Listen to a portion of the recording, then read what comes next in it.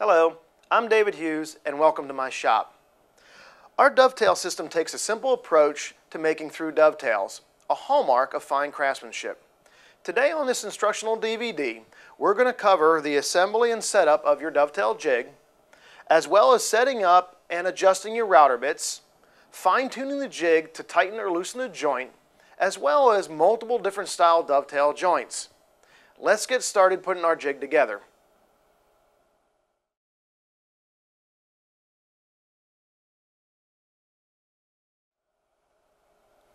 Before we get started making some dovetail joints, we need to do a little bit of preparation work.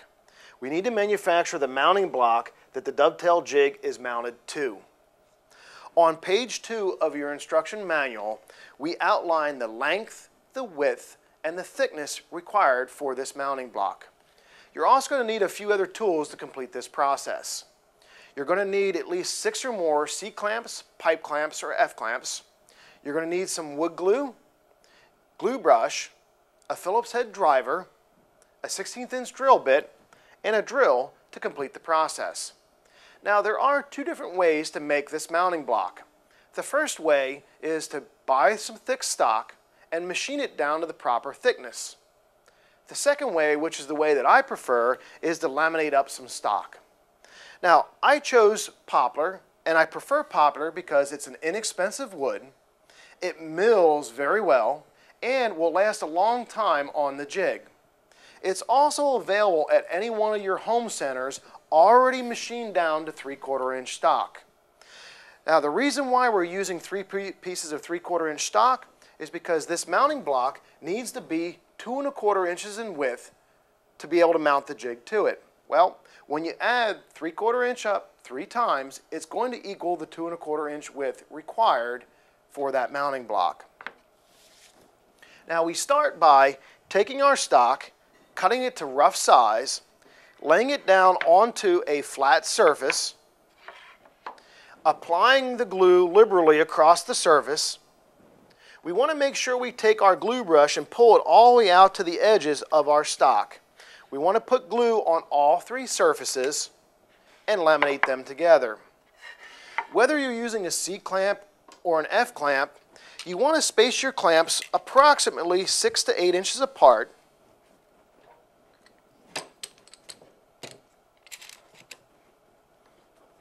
Now, it's not important that these boards are incredibly tight. In other words, if you have a little hairline crack, it doesn't matter. It's not a piece of furniture.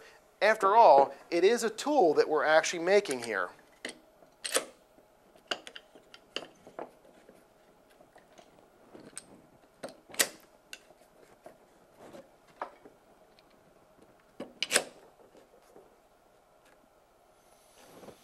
Now, while you're gluing this up, you want to try to make sure you keep one side nice and flat, because this will allow us to trim off the excess on our table saw. Now, before we go trimming up our stock, we're going to have to let this sit overnight and cure to make sure the glue is nice and dry and holds well before we decide to start trimming it up. Now, I happen to have another block that I glued up yesterday.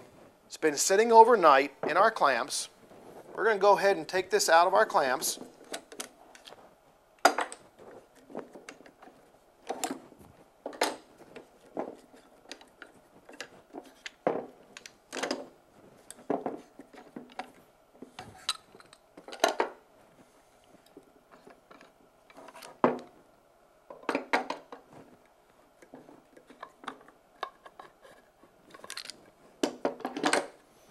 And there's our completed block. Now you can see I've got one side nice and flat. Got a little bit of a gap over here, but that won't matter when we go down and finish milling this. What we need to do now is cut it down to size, trim the ends, and knock off the sharp edges, and we'll be ready to go ahead and mount our dovetail jig to the top side of our mounting block. I'm going to head over to the miter saw and table saw, and I'll be right back with my completed block. I'm back. As you can see, I've completed the milling process of my mounting block. I have trimmed either side as well as ripped it down to the proper width. I've also taken a little bit of extra time and I've sanded both front, back, and softened 3 sides of the mounting block with my random orbit sander. Now, you do not want to round over or soften the upper edge of your mounting block. And the reason for this is that your mounting block provides two purposes. First, obviously, is what we use to mount the dovetail jig to. The second is that it actually provides support while we're cutting our pins or our tails. It sort of creates a zero clearance effect. While we cut our stock, the router bit is actually going to cut into that mounting block. The mounting block provides the support and prevents the tear out. Now that we've got our block milled, we're ready to mount our dovetail jig to it. Now, if you notice on the pin side of your dovetail jig, you'll see two scribed lines on the top as well as the matching lines on the underside. These lines are what we use to align the jig to the mounting block. Now, this inside line is used with the standard router bits that come with your set for cutting stock from 1/2 inch to 3/4 inch stock. The outer line here is what we use when we purchase the accessory mini router bit set, and that will allow you to cut stock from 1/4 inch to 1/2 inch stock. Now, the first dovetail jig that we'll be making on this instructional DVD is in 3/4 inch stock, so I'm going to mount my dovetail jig to that inside line. Place your dovetail jig down on top of your mounting block, and you want to center it from length to length on that mounting block. We're going to align that inside scribe line to the inside edge of our mounting block on either side of the jig. Take your drill bit, and we want to pre-drill in the center of the mounting slot hole for our mounting screws.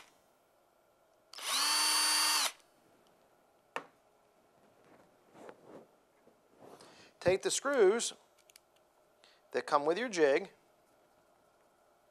and fasten it down. Now, what I do is I don't tighten all of them right away. The reason for this is we don't want the screw to move the jig. I'm just going to barely snug them up.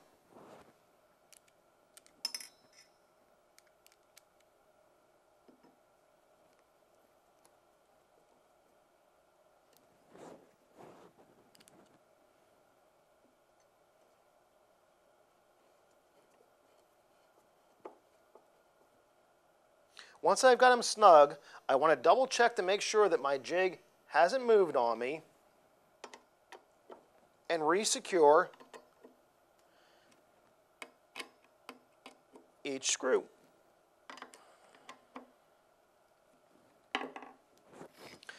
That's all it takes to mount the jig to the mounting block, and we're ready to start making some dovetail joints.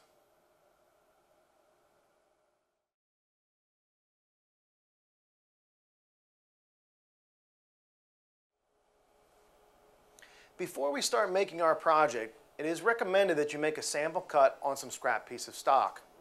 Now, I've chosen poplar for this. I had some scrap pieces laying around the shop. It is very important that the sample cut that you're making on your scrap stock is exactly the same thickness of your project stock. And the reason for this is we also want to set up the height of the router bit. The router bit height is set based upon the thickness of the stock. If we use a different thickness here than our project stock, when we go to put our project together, the joint won't come out flush. Now, you're also going to need a few other tools to complete this process. You need a square, a pencil, a scribing tool, a set of C-clamps or F-clamps. Those C-clamps or F-clamps must be capable of clamping the thickness of the mounting block, which is 2 1/4 inches, plus the scrap stock or project stock that you'll be working with. You're also going to need a ruler or a tape measure.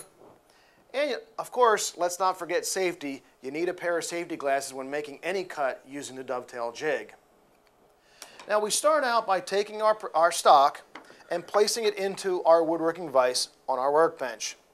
Now, for those guys who don't have a vise on their workbench, you can also take that stock, place that up against the edge of your workbench, and clamp it to the face edge of that workbench to hold it in place while we do our dovetailing.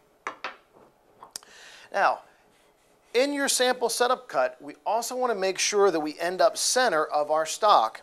If we don't center our dovetail on our stock, we may end up with a small pin or a small tail, and that's going to make for a weak joint and have that piece snap off. So the first thing that you need to do is find the center of your stock. Our stock is 5 inches wide, which would mean that the center of our stock is 2 1/2 inches. we're going to place a mark right there on that center. Take our square, and we're going to carry that down across the center. Now I'm going to do an extra step here. I'm going to place that line on the face so you're able to see what I'm doing. Now once we've established our center line, we need to offset that to line up the jig. The very first cut that you make with your jig is always on the tail side of the jig, which is the side that has the flat surface here. Now the reason why we always make the tail cut first is because there is no adjustment in that cut. We're working off the angles of the dovetail router bit, which means once you cut it, there's no adjustments to be made. We adjust the tightness of the joint by adjusting the pin side. So we always start over here first. Now the opening between here is 5/8 of an inch distance, which means we need to divide that in half, and that's going to equal out to 5/16 of an inch. Take your ruler, measure from the center line over 5/16 of an inch, and place a mark. Take your square, carry that line all the way across. Now we use that line to line up to the inside of our tail cut, which means our joint will come out perfectly center every time. Now what I'm going to do here is I'm also going to carry that line down so you get a chance to see it from the front side. That's the line that we'll be lining to. Take your dovetail jig, place it on top of your stock. I'm going to go ahead and slide my jig over until that pencil line lines up with that inside edge of my stock. Take your C-clamps or F-clamps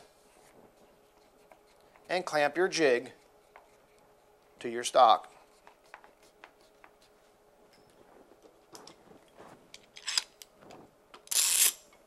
You always want to make sure you use 2 clamps when using your dovetail jig.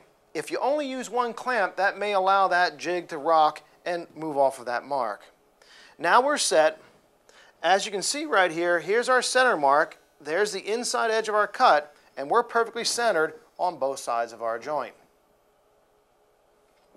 Next, we need to install our router bit into our router and set up the height. Always make sure that your router bit is unplugged before working on it. Now I've already installed my router bit and secured it tightly with the collet. We need to set up our height. Our height is set up by the thickness of the opposing stock. In this case, this is 3/4 of an inch. We need to add the thickness of the dovetail jig. We made the dovetail jig exactly 1/2 inch, so it makes it pretty easy to do the math. So 3/4 plus 1/2 inch means that this bit needs to be set up at 1 1/4 inches from our base. Now we could take a ruler, place that next to it, and raise and lower that until we get exactly set at that 1 1/4 mark. Or here's a little tip. Take the opposing stock that you plan on cutting, place that on top of your dovetail jig. Take your router and place that down on top of the stock. What we're going to do now is bring that up until that router bit just touches that top surface and it sets the exact height for you. In other words, we're using the opposing stock as a thickness gauge to set the height of the router bit. Once you have that dialed in, secure the router in place, and we're ready to make some cuts. Always remember safety first. Let's make sure we put our safety glasses on. And before we start making this first cut, we also want to check something else out. Remove that opposing stock, place your router back on top of your dovetail jig. And there are 2 things that you need to check for before you start making any of your cuts. The first thing is you want to make sure that the router bit doesn't interfere with any of the clamps that are holding your stock to the jig. The second thing is that you want to make sure that the bearing is riding up against the dovetail jig template. The bearing cannot be below or above that template. If it does not contact it, the router bit may damage the jig or end up grabbing that stock and result in a kick or tearing up our project.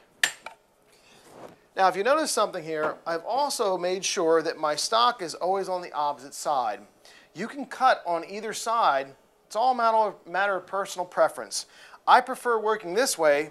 When I go to make my cuts, the wood chips and the dust are going to fly away from me. And it also gives you better control pulling into you versus trying to push away from you. Let's go ahead and plug our router in and make our first cut.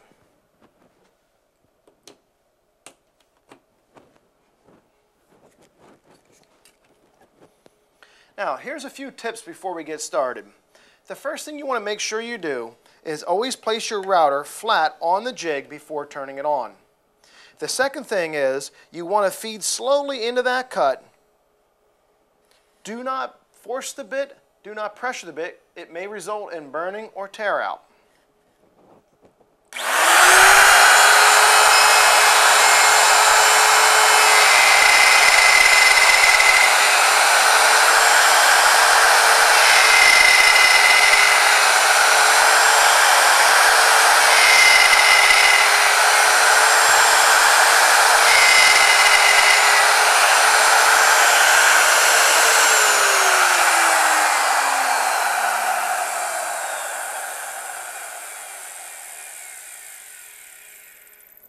Now, you also want to make sure that the router comes to a complete stop before removing it off the jig.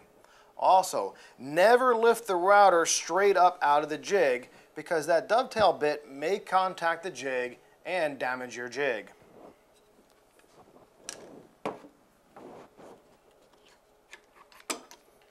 Take your C clamps or F clamps off. And as you can see, we've got ourselves perfect dovetails. Now, if you notice something on our dovetail jig, you'll see that we've cut right into it. And by cutting right into that, it prevents the tear out on the back side. That's why we chose popper, because it mills very well and will allow that block to last for a very long time. Now that we've got our tails cut, we're ready to cut our pins. Take that opposing stock, place that into your vise. And what we use for our layout is we're actually going to use the tail cut to lay out for the pins. That's where that scribing knife is going to come in. Place that tail cut on top of your stock. Line the edge up flush on the front side and the outside edge. Take that scribing knife and just scribe that inside line on either side.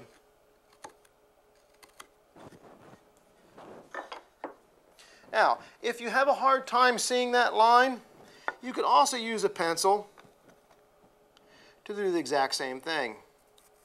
Just make sure you keep that pencil tip very sharp and up against that edge. Turn the jig around to the pin side. Place the jig on top of the stock, and all we're going to do now is line up that pencil line so that it's on either side of that template. Take your C clamp or your F clamp,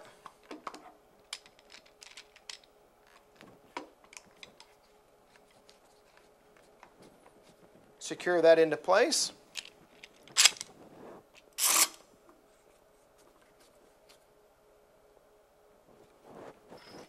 and we're ready to make our cut. Now, we need to change out our router bit from the dovetail bit to the flush trim bit. Again, always make sure that your router is unplugged. Now, to save some time here, I've got a second router. I've already got my bit installed, and we go through the exact same process. Take the opposing stock, place that on top of the jig with the router unplugged, place the router on top of that stock, bring that over, adjust your router up or down until it just touches that surface, secure it in place, and we're ready to go. Now, a lot of guys always ask me, how big of a router do I need for this dovetail jig to function correctly? We recommend having a 1.5 horsepower or larger. Now, I like working with the 1.5 horsepower router versus the big 3 horsepower because it's a lot easier to slide that router around versus trying to move around one of those larger routers. Now that we've got it set, we're going to plug our router back in, and we're going to make the pin cut. Now, with this cut, we do the exact same process that we made on our tails. We start from the outer edge and work across it. Now, the difference here is that because we're working with a flat bit, I'm going to work the router side to side to prevent tear out on that front edge. I don't really have to worry about the back side because the mounting block supports it, which eliminates the back side tear out. Again, place the router flat on top of the jig before turning it on.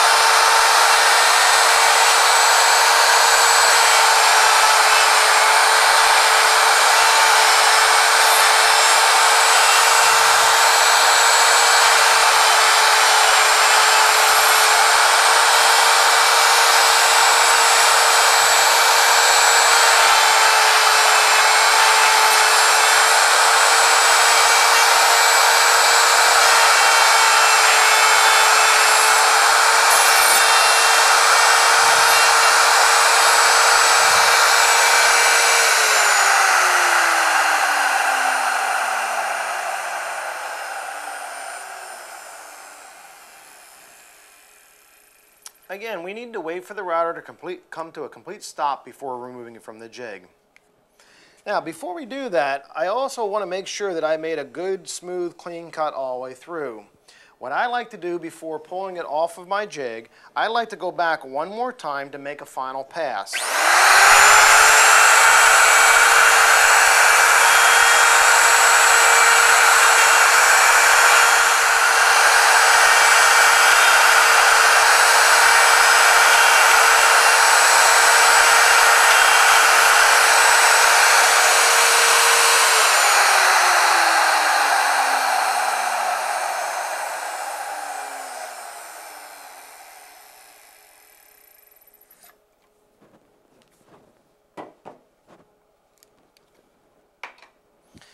Now that we've finished that cut, we want to make sure that we removed all the stock up against those edges. It looks good. You now can take your C clamps or F clamps off. And we're ready to test the fit.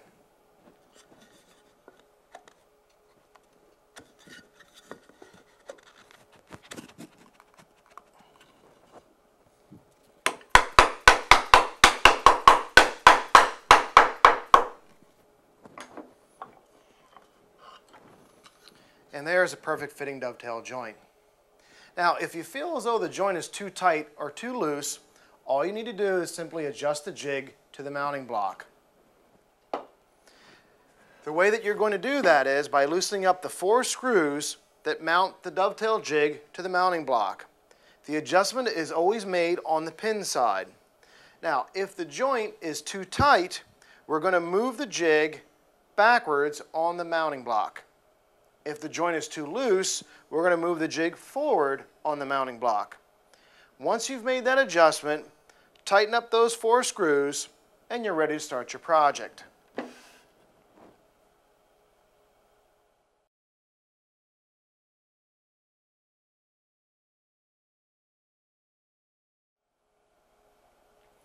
Now that we've got our jig set up properly, we're ready for our first project. Now, one of the things that I like the best about a through dovetail is it's very easy to figure out your final size.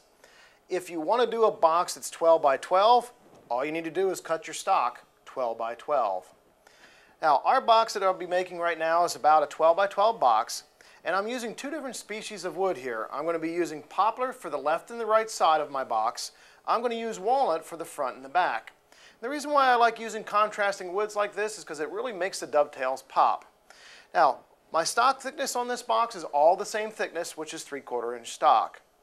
The dovetail jig is very versatile. You don't have to use all the same thickness stock for your fronts and your sides.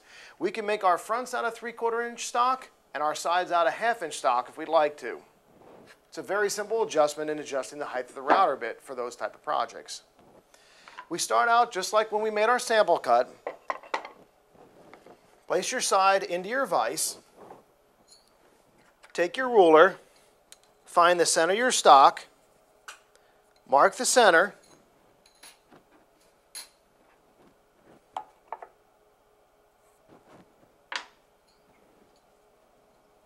measure over 5/16 of an inch, place your mark, square it off,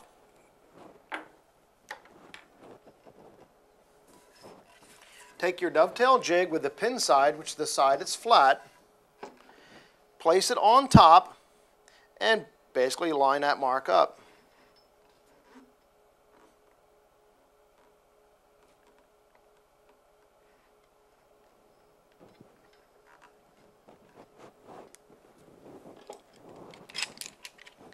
Take your C-clamp or F-clamp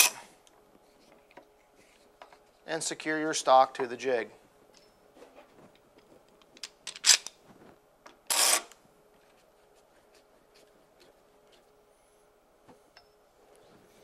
Now our router bit is already installed in our router, and we've already set up the height based upon our sample cut.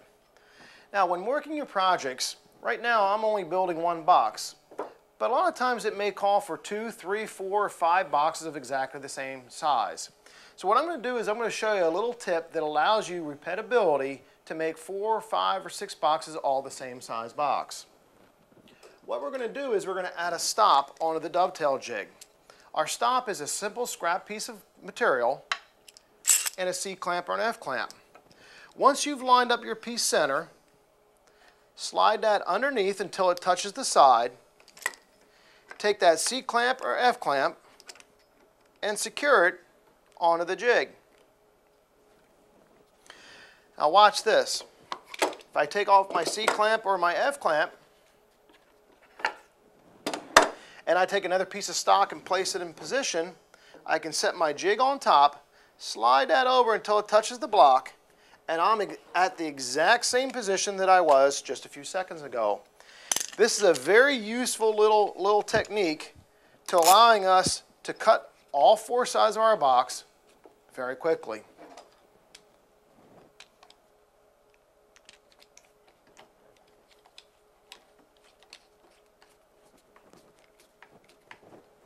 Make sure that our clamps don't interfere with the height of our router bit. We're going to place this down on top. Check it.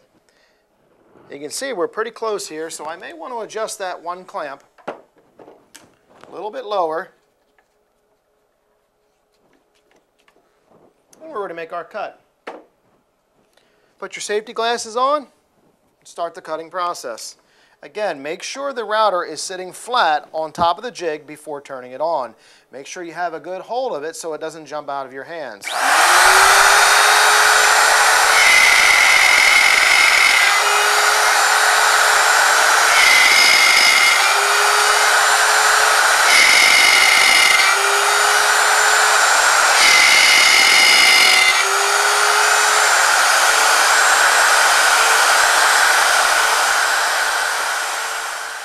Undo your C-clamps or your F-clamps.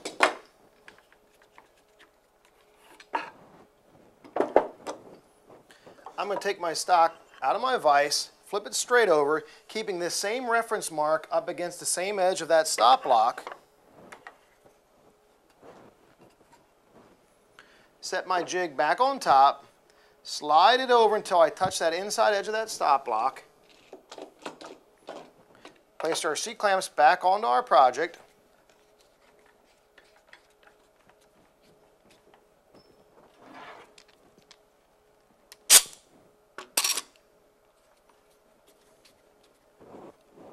And start the cutting process again.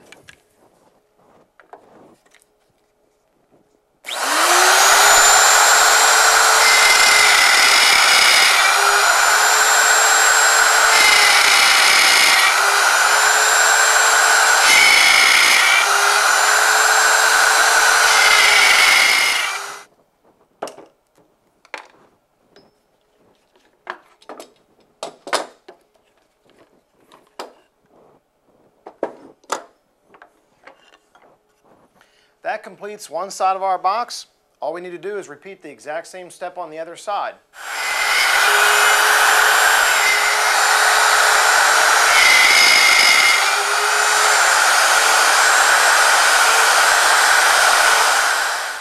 Now that we've got both of our tails cut on both of our side pieces, we're ready to cut our pins. take the stock that you plan on cutting for your pins and place that into your vise. With that scribing knife or a pencil, place that opposing cut on the top side, and we're going to line the edge up flush and line it up on flush in the front. And we're going to go ahead and scribe that line on either side. Set those to the side. We take our jig, we turn it around, place it on top of our stock, and bring that over till we line up on either side of that scribed mark. Take your C clamps or F clamps and clamp your stock to the jig.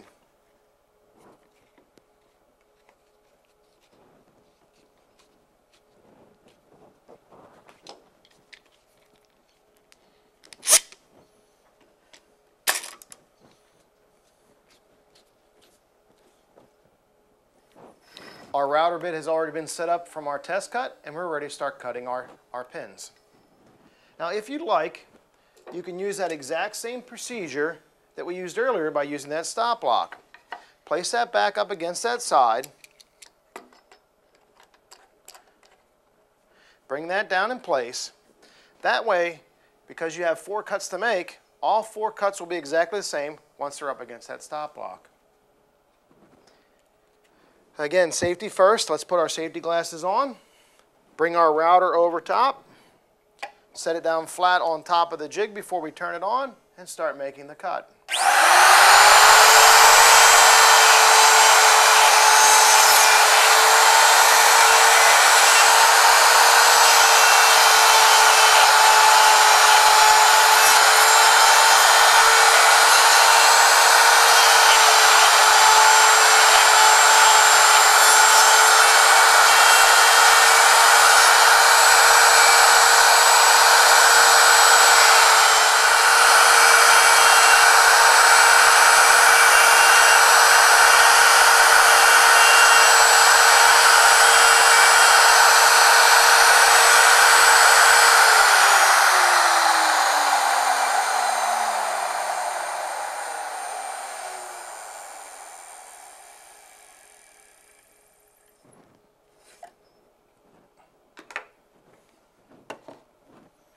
Now, if you notice something here, while we were making this cut, you'll see that we actually cut into the stop block. That's not a problem. It actually is going to help down here on the bottom side to give that wood support to prevent any chipping and tear out from the bottom side. Once we've cut our pins, remove our C-clamps, and we're ready to repeat this process on our other 3 pieces.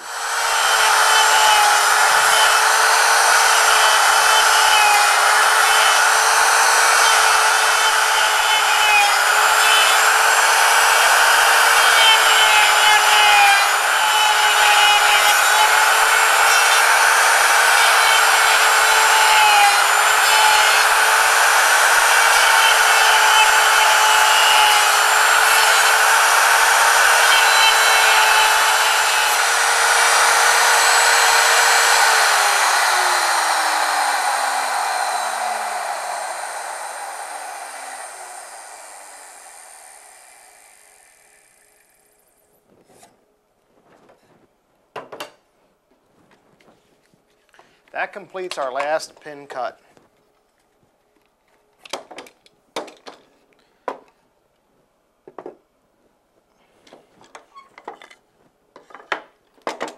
We're ready for assembly. Now, before we do that, I want to clean up my workbench here a little bit.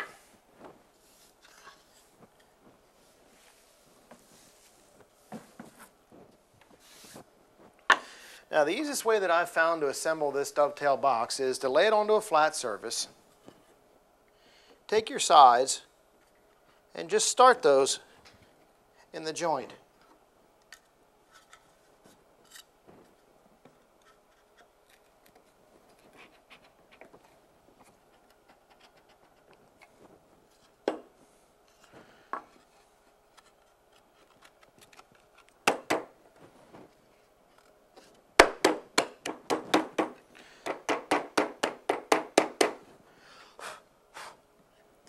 Now, here's a little tip for when it comes down to gluing. I always like to dry fit my project before I glue them together, but one of the hardest parts about getting a dovetail box together is the glue up process. Trying to get glue on all those surfaces and then align the joint and put it together can be very challenging. So here's what I do. I actually assemble my joint just like you see here, leaving about a 3/8 inch gap all the way around the box. This allows me to turn it up on end, apply glue in each of those joints, turn it around, apply glue in these joints, and then press the whole thing together with some pipe clamps or some F-clamps. Right now, we're going to just dry fit everything.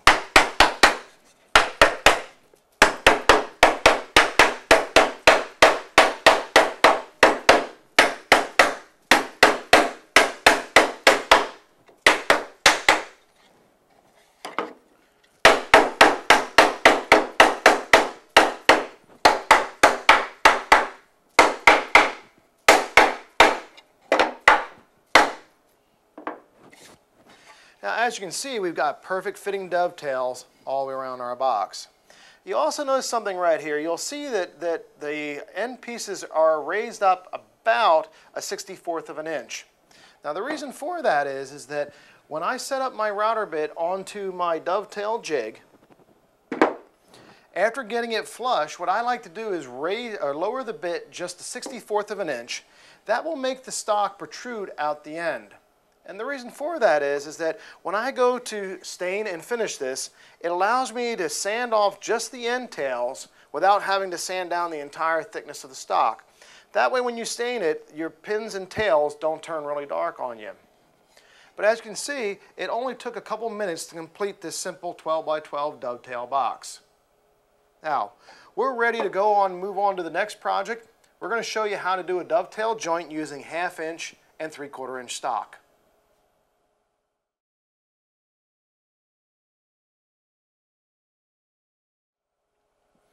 One of the unique things about your dovetail jig is the ability to joint 2 different thickness stock. I'm going to be joining a piece of 1/2 inch stock to a piece of 3/4 inch stock. We're going to start out by cutting our tails on the 1/2 inch stock. Place that into the vise just like before.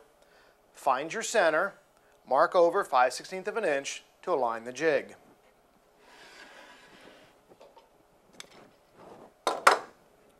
We take our dovetail jig, place it on top, take your C-clamp or F-clamp, and secure it to the jig.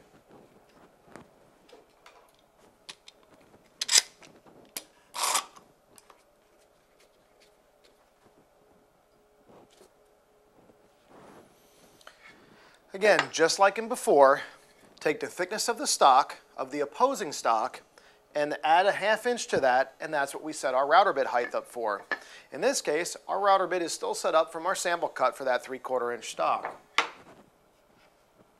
We'll be using our dovetail bit. You can double check yourself by placing your stock on top. Bring that over and make sure that we just barely touch that surface, and you can see we're still set up. Place your safety glasses on. Place the router flat on top of the jig and start the cutting process.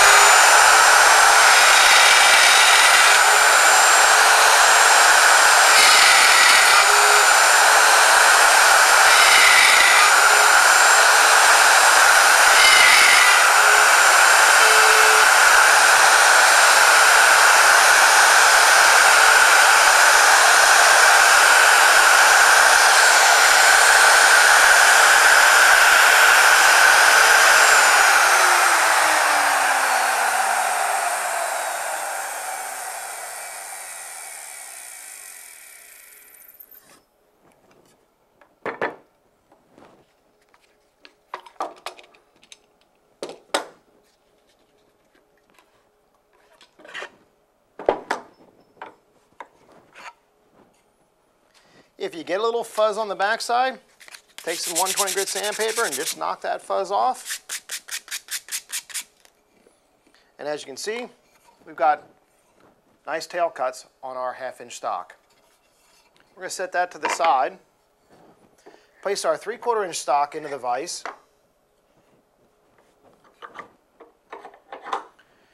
take the scribing line or a pencil, place that on top, and mark those lines.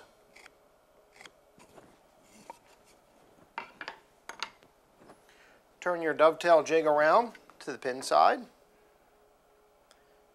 Place that on top and line that up to those scribe lines.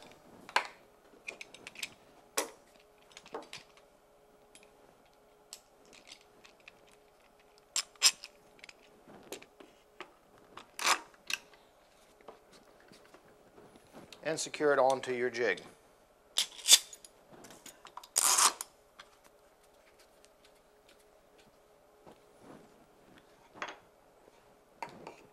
Now here's the difference from before. We're using a 1/2 inch piece for the side of our project. We now need to add 1/2 inch and 1/2 inch, which means the bit needs to be set at 1 inch in height. Or again, make sure that your router is unplugged. Bring that over, place that onto the side stock. As you can see how low we actually are, we need to make our adjustment here. We're going to raise that bit up until we just touch that surface and re-secure that into place.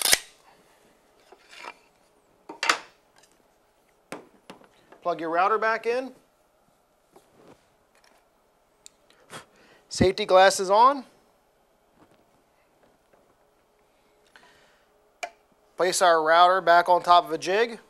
And again, you want to make sure when making this cut that the bearing is contacting that jig. If it's not contacting the jig, it means that you have to change out your router bits and go to the small router bit set if your stock is thinner than 1/2 inch. We're ready to make our cut.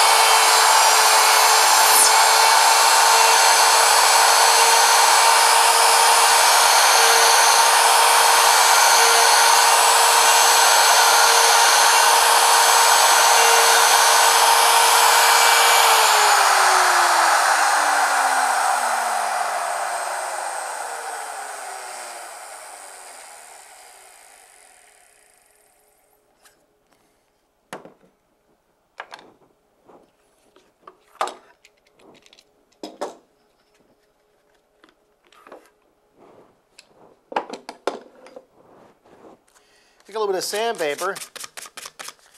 We're going to knock off a little bit of that fuzz there.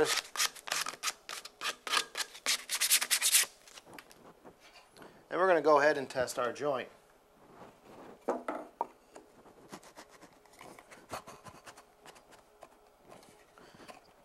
As you can see, that's a perfect fit. Got it nice and flush. 1/2 inch to 3/4 inch stock using standard router bits.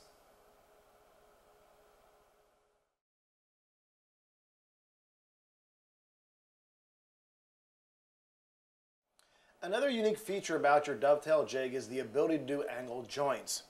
Keep in mind, most angled joints are simply 2 butt joints together. In this case, I've cut a 15-degree angle on one piece and we're working at a 90-degree on the other to create that angled joint. Now, whether you have compound angles, regular angles, it doesn't matter. Your dovetail jig is capable of handling any one of those. All you have to do is keep in mind that you want to be able to clamp the jig to the stock so that the stock is flat up against the dovetail jig.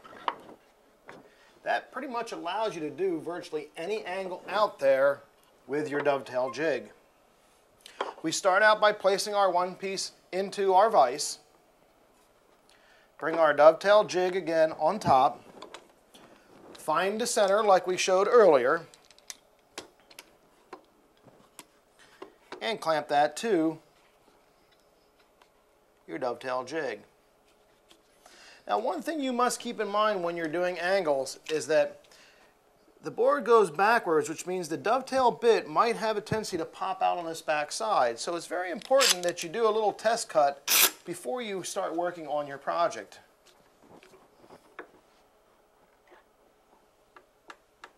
And that's all it takes. Now, with angle cuts, you can do 3/4 to 3/4, half to 3/4, 5/8 to half. Just like we showed you earlier, all you're going to do is set the router bit height for the opposing thickness stock. In this case, we're working in 3/4 inch stock. We've got our dovetail bit already set up, and we're ready to make our first cut.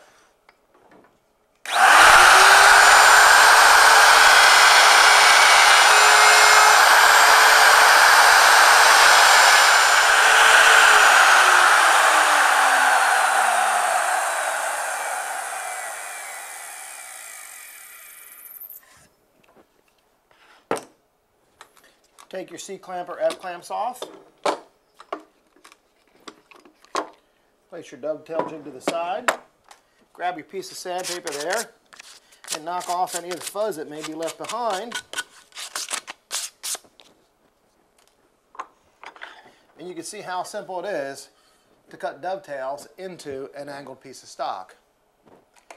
Take the opposing piece of stock that you want to dovetail, place that into your vise, secure it,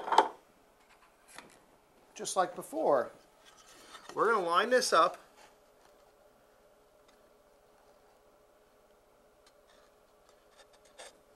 mark it with a pencil or use your scribing tool. Make sure you mark the inside lines. Turn your dovetail jig around.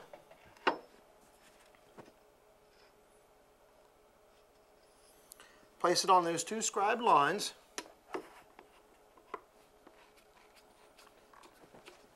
And secure it back onto your mounting block.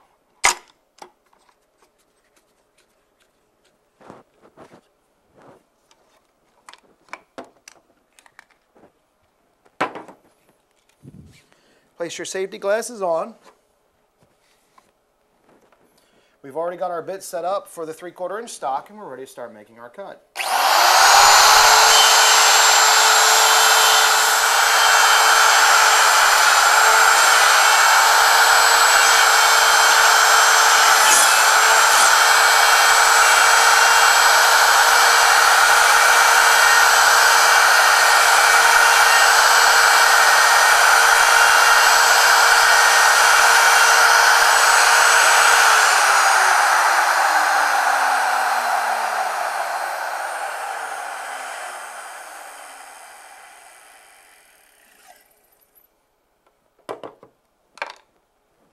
Take your C-clamps or F-clamps off.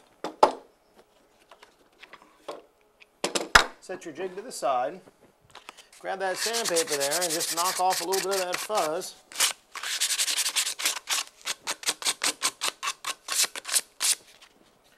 And we're ready to test fit this.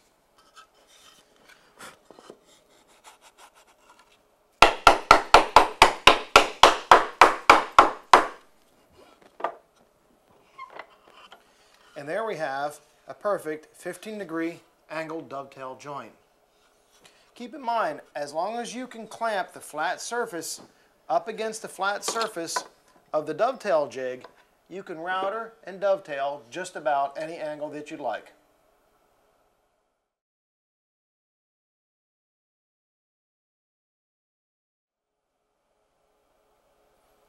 Creating dovetail joints in wide stock can be a challenge for anybody in their shop.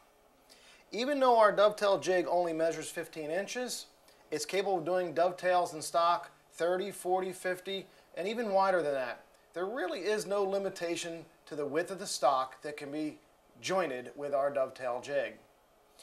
You follow the exact same process that we showed you earlier. Mark the center of your stock, measure over 5/16 of an inch, and place your dovetail jig on top and clamp it into place.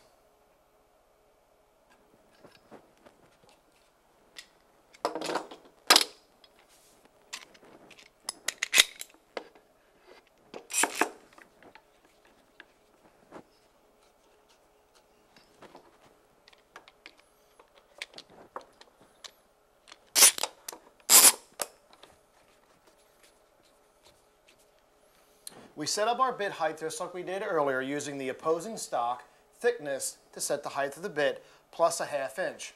Or place the stock up on top of your jig and use that as a measuring gauge. Now if you notice here, my stock runs out the end of my dovetail jig. And this is an important safety tip. Never ever use the last finger on either side of the dovetail jig. And the reason for that is, as we come to this outer edge of the jig, you can see this whole side of the router is unsupported. That may cause the router to tip and could damage the jig or your stock. So on our dovetail jig, this finger and this finger here are the last two that we could actually use on the jig. So what we're going to do is take a pencil and we're going to mark that inside edge of our joint on either side of our stock. You can use a pencil, or if you like a real precise line, use that scribing tool and mark those either side of the jig. What we're going to do is we're going to start here, carry across that jig, and end right here, and adjust the jig left and right to accommodate the wider stock. Make sure we place our safety glasses on, and we're ready to start cutting.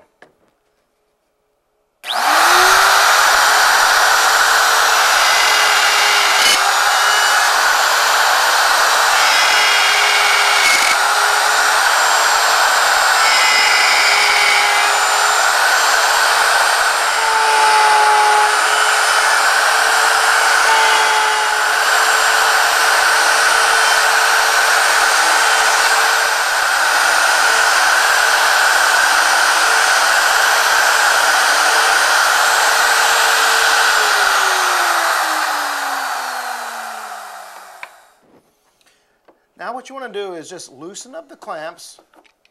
What I'm going to do is remove one, let the other one on there just slightly loose, and we're going to slide the jig down and line up on either side of our pencil mark.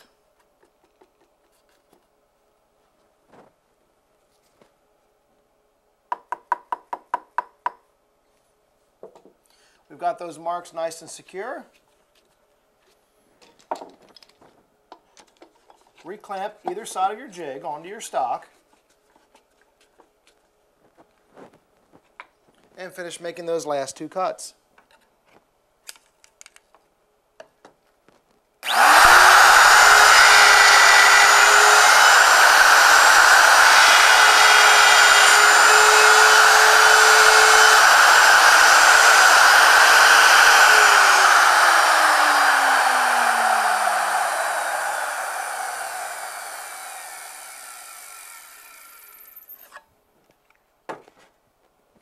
Take one of the clamps off,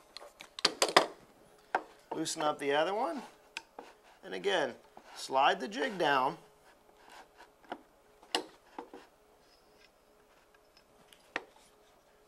so those two pencil scribe lines are on either side of those pins and clamp it into place. Position the other clamp on the opposite end.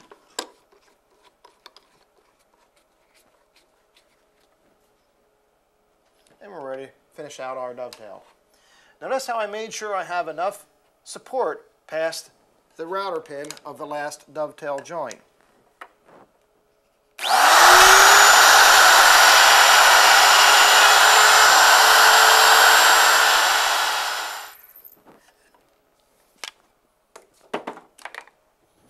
Remove your C clamps or F clamps.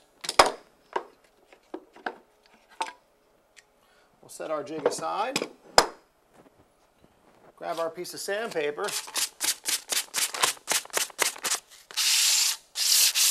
knock off any fuzz that may be left behind,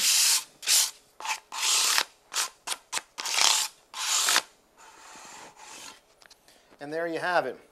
Our tail's been cut on a piece of stock that measures about 19 inches in width. We're ready to cut our pins. Remove your stock out of the vise.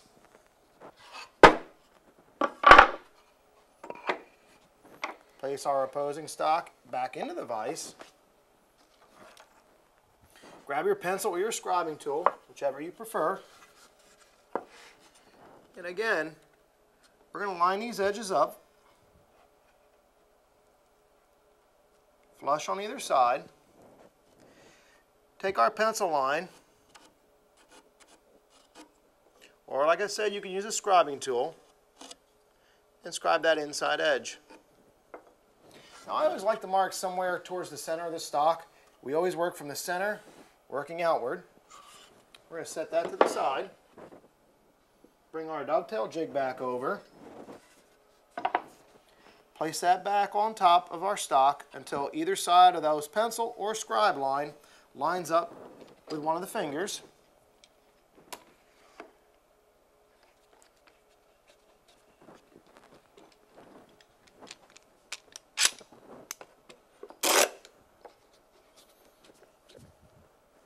In order to start making our cut.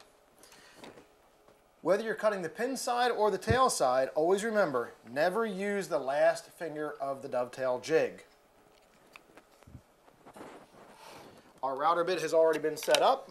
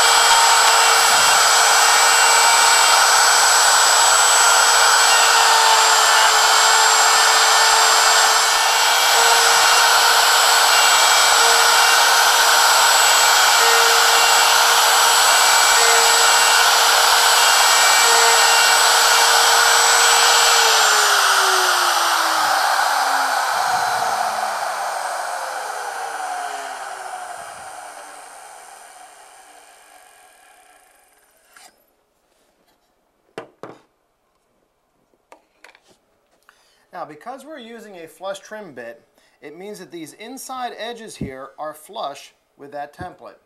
We don't have to scribe a pencil line when we go to make this side adjustment. All we're going to do is line the inside edges back up flush on either side of our dovetail jig. Loosen up one side. We're going to slide this back down till we sit back on top.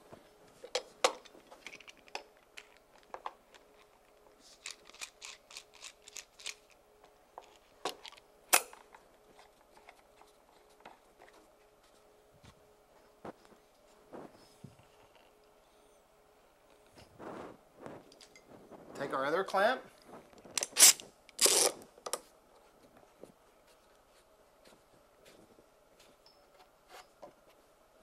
Make sure that we're nice and flush on either side, and we're ready to cut that left side.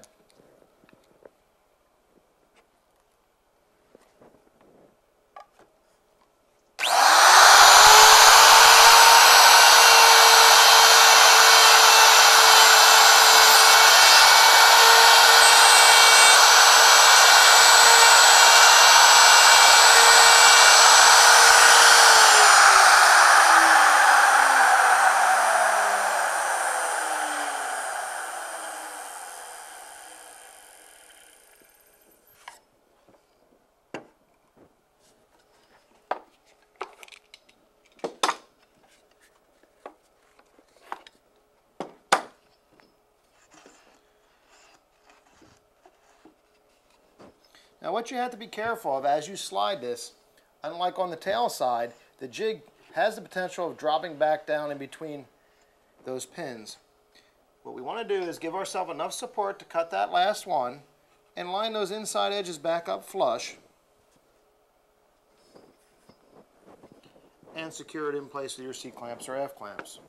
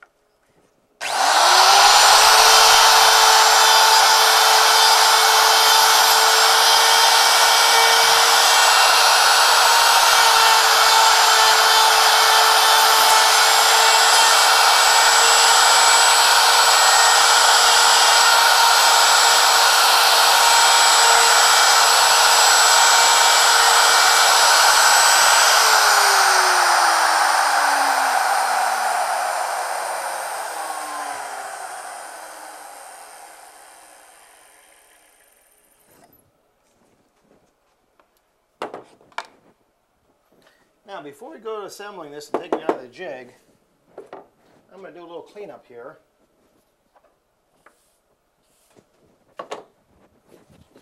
Take our C clamps or F clamps off.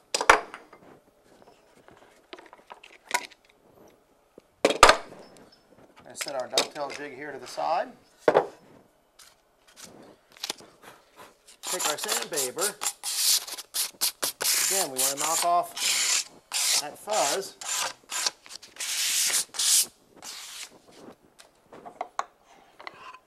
And what we're going to do for the assembly here, make sure that we're down on a flat surface. Line up those joints, get them started.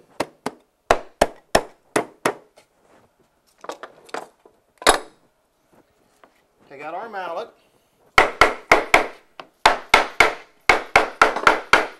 Now it's very important when you assemble these wider joints that you work it evenly. Don't just keep hammering on one side because you'll twist those tails and it could crack your stock. You want to work it across it.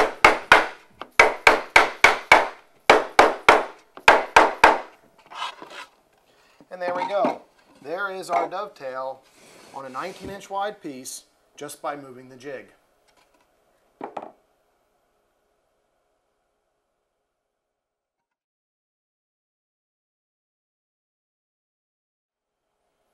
So far, every project that we've shown you has been held to the dovetail jig using a C-clamp or an F-clamp.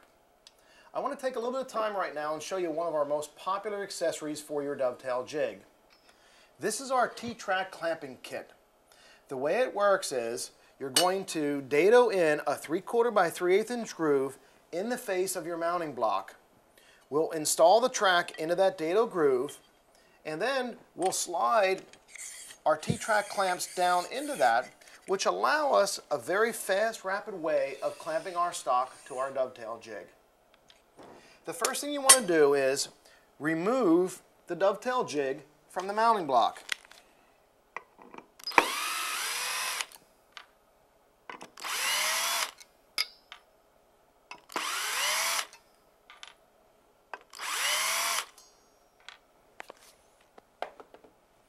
We'll set that to the side. Turn your mounting block down flat on your workbench. Grab a pencil and a roller, and what you want to do is you want to mark from the top edge down 2 1/8 inches. Now the reason why we come down that far is so that the knob doesn't interfere with the router bit as we cut our joints. From that mark, we're going to measure over 3/4 inch.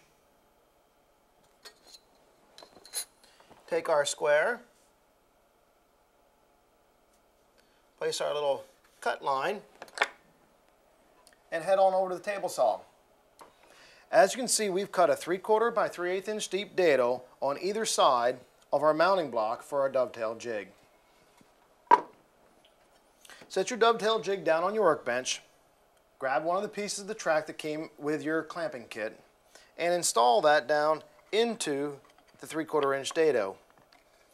Center it up lengthwise on your mounting block and push it down. Now, it's real important when you cut these dados that you get them almost as perfect as possible so that the track comes out flush.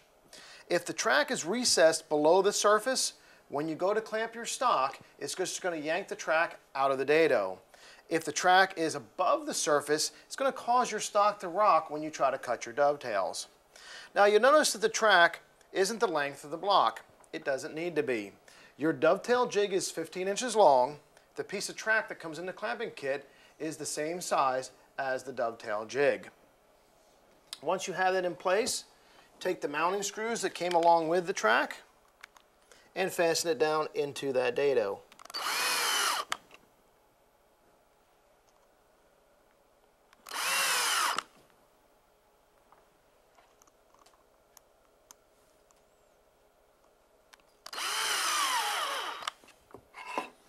Once you've got one side mounted, flip your mounting block over, take the second piece of track, and put it down into that dado.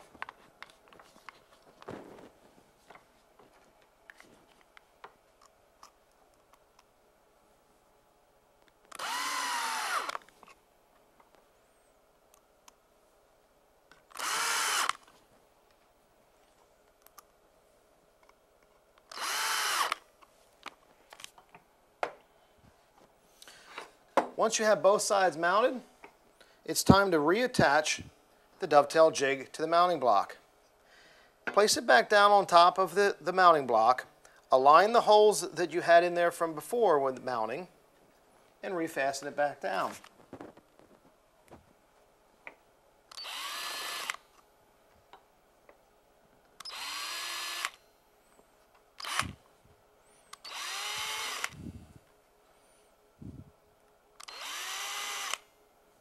And that's all it takes.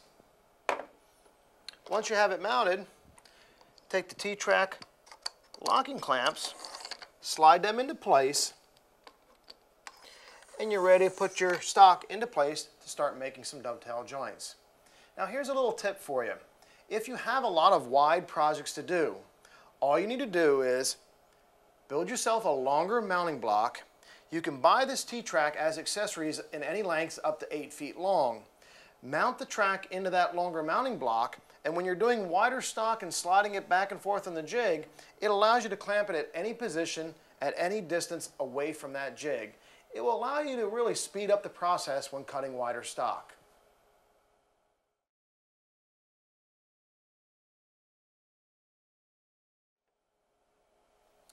If you've ever been antique shopping and you open up a drawer to an antique piece of furniture and take a look at the dovetails, you'll see that on occasion there'll be a dovetail and a wide space and another dovetail and a wide space. Well, that was because they were cut by hand and the craftsman thought he'd like to add a little bit of extra flair. Well, you can do the exact same thing using your dovetail jig. All you have to do is decide which space you'd like to skip. You can do one, skip one, do one, skip one, or we've had some guys who actually cut 2 dovetails, skip 2 dovetails, cut 2 dovetails, skip 2 dovetails. The possibilities and the variations are endless. What I'm going to do for you right now is I'm going to cut 1 dovetail, skip 2, and cut 1 dovetail. We start out again by cutting the tail side first. The exact same process that we used in all the other joints is followed when doing your skip spacing. Find the center of your stock, measure over 5/16, and lock your dovetail jig on. Now, as you can see, we've already installed our T-track locking kit onto our mounting block. We've already located our center. We're going to adjust this over till we hit that line, slide our clamping device over, and lock it into place. You can see how quick and easy that accessory clamp makes it to lock our stock onto our dovetail jig.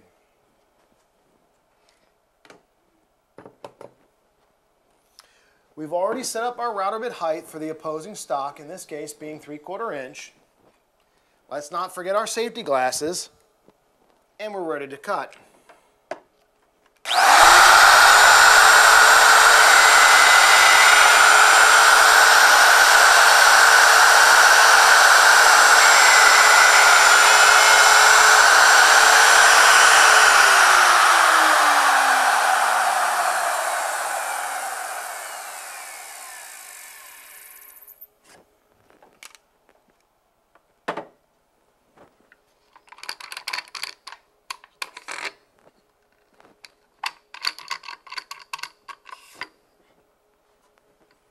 Slide that out of the way. Take a little bit of sandpaper there.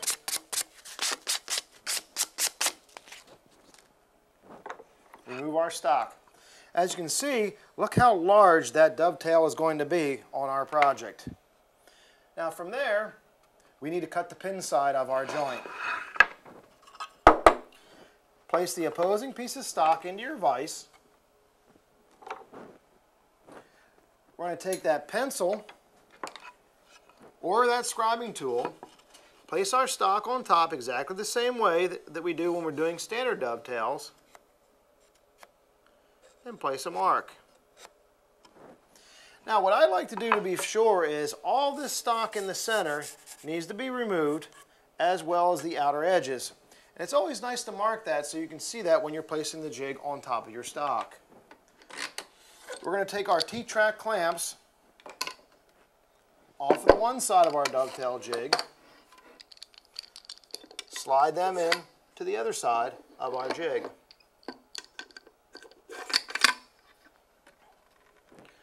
Place your dovetail jig on top. Line up those two marks. Bring our clamp over and secure it into place.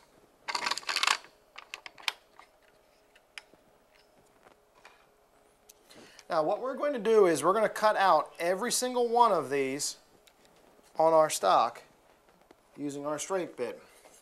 Our straight bit has already been set up for the height for the opposing stock, in this case still being 3/4 inch.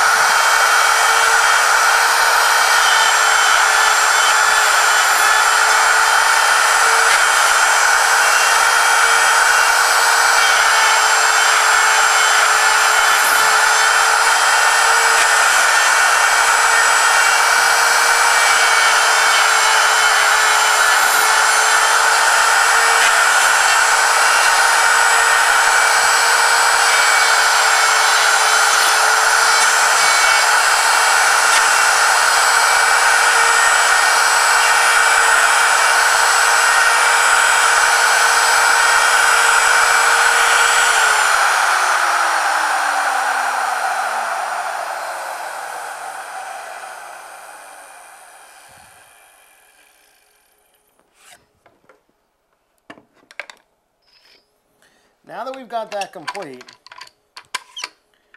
we can release our clamps. And what you're going to see on the top side now is pencil marks on the stock that we want to remove. We're going to use the dovetail jig to do that. Now I've had some customers who actually take a scroll saw or a bandsaw and just cut those two pins away, but I find it easier and I get a better flush fitting joint if I actually use the jig. Now what we want to do is we want to slide the jig over to the left side, just enough to keep the jig supported on top of those pins and secure it into place. What we want to do is we only want to remove these two here. We do not want to enter the router bit into this section of these pins.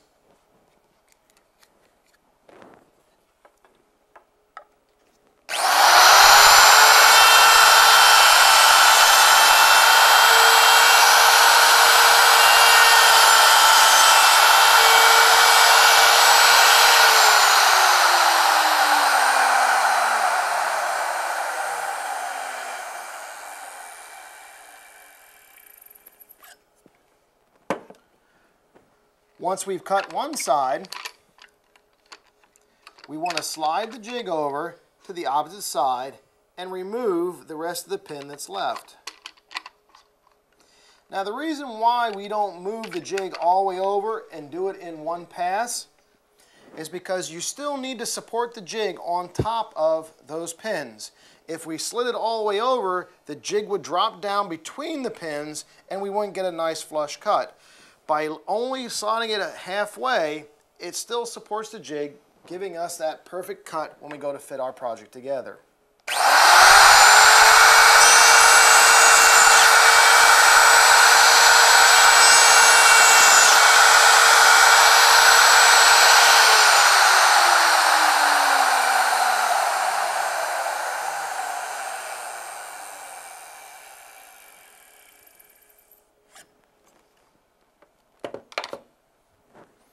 Loosen up your clamps.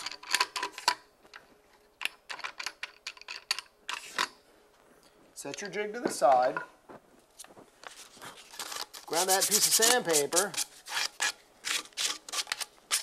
We want to knock off any of the fuzz that's left behind. Now as you can see, we're left with two pins. All the pins in between there have been removed. We've got a nice flush surface and we're ready for our test fit.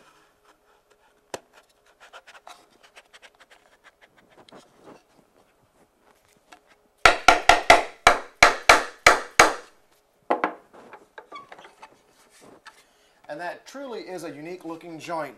Look how large that dovetail looks. It looks like it was cut by hand.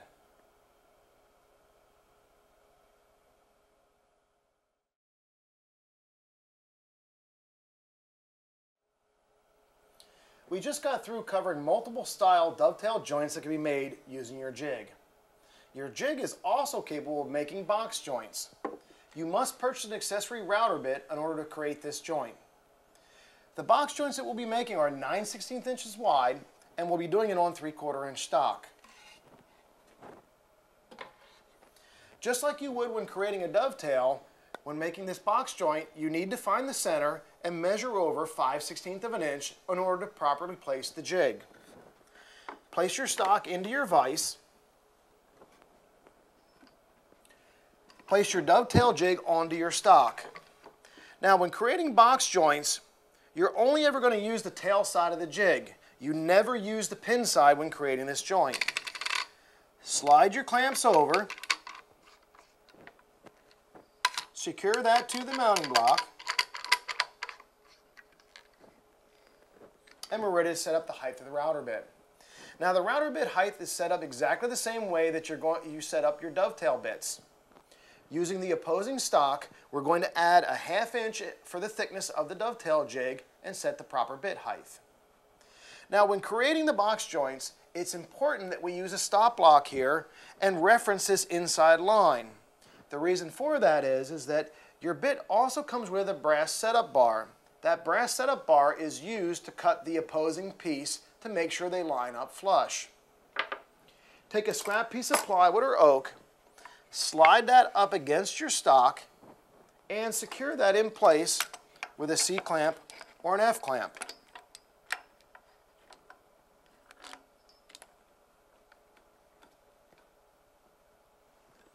Once we have that secure and referencing that inside edge, we're ready to cut our box joint.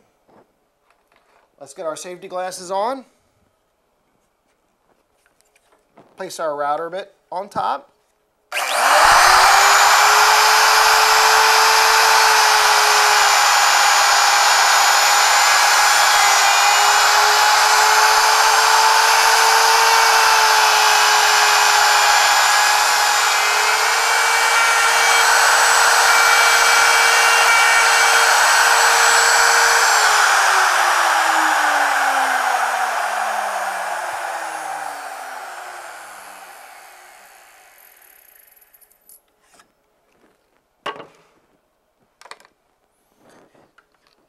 Loosen up your clamps.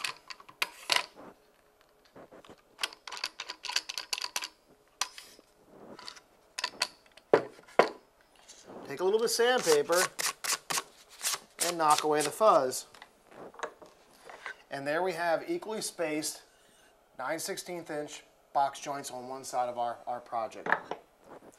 Take the opposing piece of the stock, place that into your vise, secure it into place. Take your dovetail jig, place it back on top of that stock. Now here's where that brass bar comes into place. What you want to do is place that brass bar between your stop block and your opposing piece. That brass bar is exactly 9/16 inch, exactly 9/16 inch in width, which allows for that piece to be equally spaced over the exact distance of those pins. Put our safety glasses back on, and let's cut the opposing side.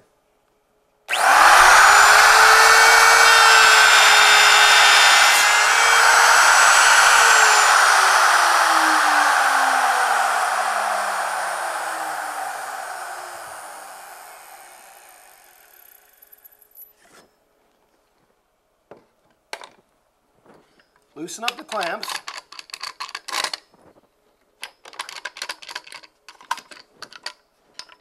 Set our jig to the side. Take a little bit of sandpaper there. Knock off any of that fuzz. And test your joint.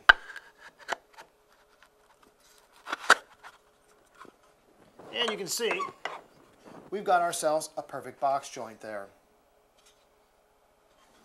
Now, one of the unique little fun projects that you can make using this jig is you can actually create hinged joints using that exact same process. Now, to create a hinged joint like this, all I've done is before I router my box joint into my pieces, I've taken a 3/8 inch round over and I've rounded both sides of my stock. I've placed that into the jig the exact same way that we just showed you on this little sample cut and created my box joint. Once I was through, I slid my piece together. I drilled a 1/4 inch hole straight down through the center, and I basically installed a 1/4 inch walnut dowel rod in there to act as the hinge. There's all sorts of creative projects that you can make using this technique.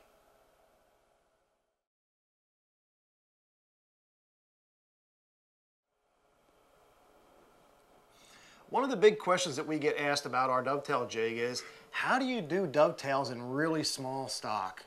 This tissue box that I'm holding in my hand, you can see that each of the sides of the box are only about 5 inches tall. If we were to clamp that onto our dovetail jig, there's no extra stock left to be able to put it into our vise on our workbench. Well, we've come up with a very simple solution for that. What you're going to do is follow the exact same procedure that we've outlined in this DVD about centering up your stock and setting the bit height. The only difference here is, instead of moving the router, we've got our router mounted into a router table, and once we clamp our stock into the dovetail jig, we flip our jig over, turn our router on our table, and bring that over and actually do our routering right on our router table, following the exact same steps that we do when we're doing it by hand. The only difference is we're doing it upside down. By using this method, you're able to create dovetail joints in any width, any length, and any height stock that you choose to.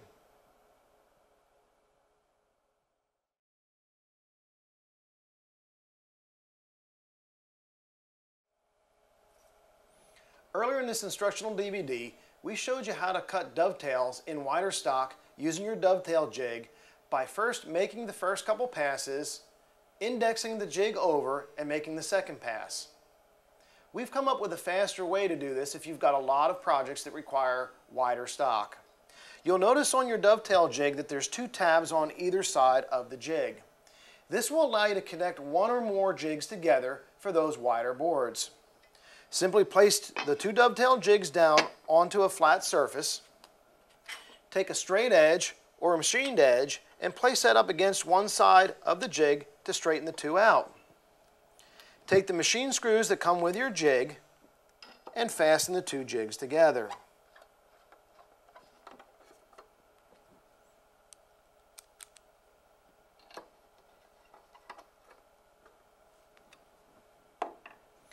Now, what makes this feature so unique with the Peachtree Dovetail Jig is that we have machined the tolerances on those tabs so that when you connect 1 or more jigs together, you can continue going straight down your jig without stopping, without losing its tolerance.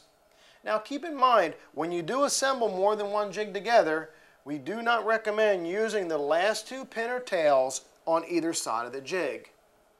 Once you've assembled these 2, you're going to need to make a new mounting block.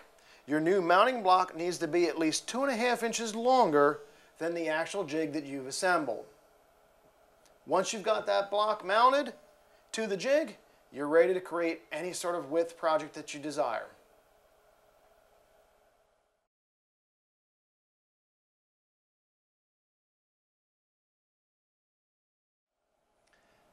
Another great accessory for your dovetail jig is our new micro adjuster.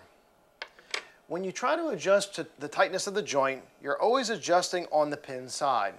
So what we've done is we've come up with a way to allow you to micro adjust this very easily. The way you install these are, first you need to loosen up the screws on your dovetail jig.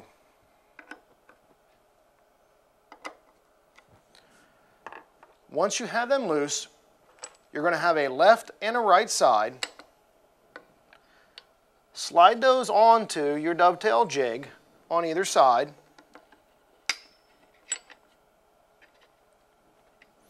And we want to face it so that the L is facing the inside of the jig.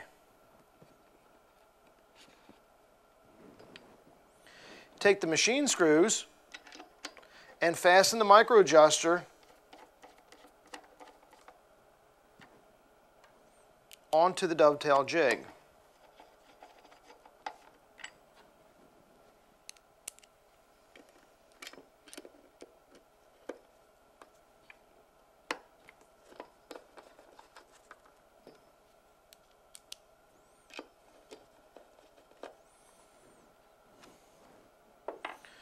Once you have that fastened, you need to fasten the L brackets to the mounting block. Now you want to make sure that the L brackets are in from the outside edge of your mounting block so you don't split that. Give yourself about a 1/4 inch distance from the actual jig itself. Take the screws that come with the micro adjusters and fasten them down.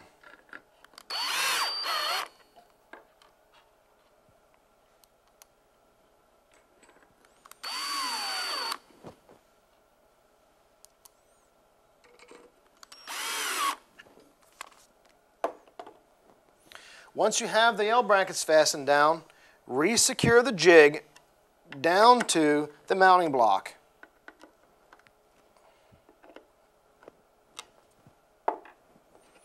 And you're ready to make your sample cut. Now, once you make your sample cut, if you find that the joint is too tight or too loose, simply loosen the 4 screws that hold the dovetail jig to the mounting block.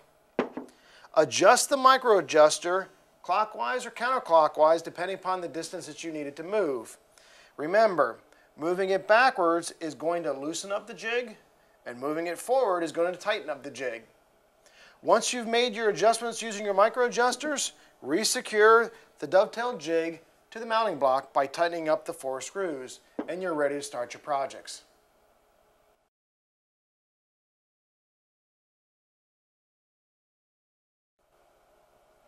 I hope you've enjoyed this instructional DVD on using your dovetail system. We have covered many different style of joints that can be manufactured using your jig. From serving trays to tissue boxes to hinge joints and even box joints, our system makes it very easy to achieve that handcrafted look on your next project. I'm David Hughes, and thanks for watching.